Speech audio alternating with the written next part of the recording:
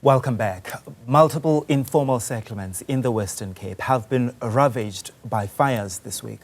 Around 200 people have been left homeless in Imizamo Yethu informal settlement in Hout Bay. Gift of the Givers spokesperson Ali Sablay is with us now. He joins us now via our video line.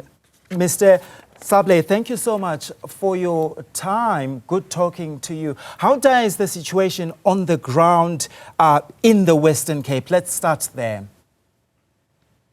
Definitely a bleak Christmas for the residents of Imizamo Yethu in Hout Bay, when on Christmas Eve, a number of structures caught alight, leaving close to 160 people displaced. Our teams have been on the ground since then and still assisting the community with humanitarian relief in terms of hot meals and blankets.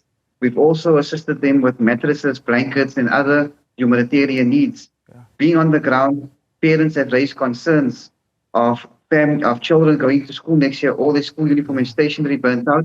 We will assist them with that. Simultaneously, while we were busy in Imizamo Yethu, we received a call from the Drakensberg municipality disaster management teams who informed us of a fire in the Paarl area. It's the second fire in 1 week. We have a team dispatched there as well. And then there was a small-scale fire at Backyard Yellows in Manenberg. Our teams are currently on the ground and rendering humanitarian assistance to them as well. I know one of the things that the Gift of the Givers normally do is also to provide people with corrugated iron sheets so that they can be able to rebuild their homes. Are you also doing the same in these situations? Okay, there is a process currently. These people have to be registered by the relevant authorities. Yeah. And Human Settlements has been phenomenal over the last year in providing building kits to those affected either by fires or floods in this region. We've seen the number of fires throughout this year in the Western Cape. Yeah. To date, the Gift of the Givers teams have dealt with over 120 fires over the last year in many of the 4 informal settlements in the Western Cape. So Human Settlements has come on board to provide building kits.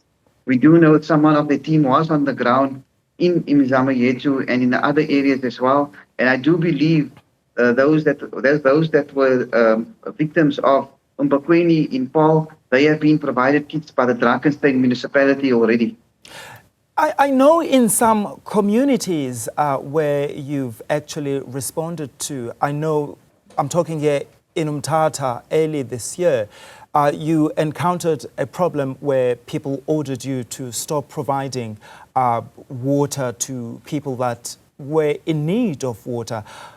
This time around, in the areas that you working in or responding to, are you being well received? Are you encountering any problems? Most definitely well received. In fact, within a few seconds of any disaster occurring in a community, the community is always the first one reaching out to us. Yeah. Whether it's the fires in the Western Cape, water problems in the Southern Cape, storms in Gauteng and Free State, storms in KZN, the first people to call us as community leaders, and sometimes the affected victims themselves calling us. We have a very good relationship with many of the community members throughout South Africa. As disaster is not the only project we are doing in these areas. We run various social upliftment projects, whether schools or clinics or other forms of social upliftment projects. So we have a strong backing of community leaders. In fact, for instances, with the water attack in Umtata, within a few days, those people were reprimanded. And with the hijacking of our vehicle in Kailicha not so long ago, we find that community members, within a few seconds, there were hundreds of people lined up outside the police station in support of our team members that were hijacked. Ali, talk to me then about the support that you're also providing in KwaZulu-Natal. Our teams are currently busy with different spheres of disasters over the last few days.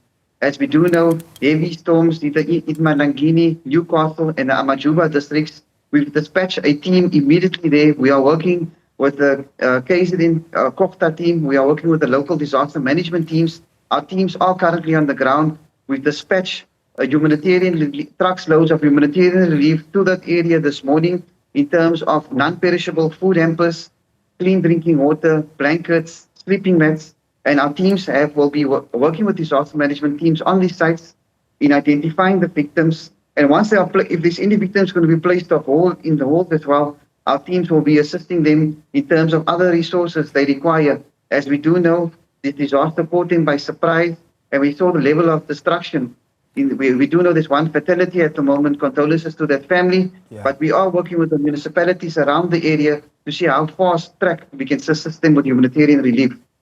So thank you so much for your time. Gift of the Givers spokesperson Ali Sablay there joining us from Cape Town.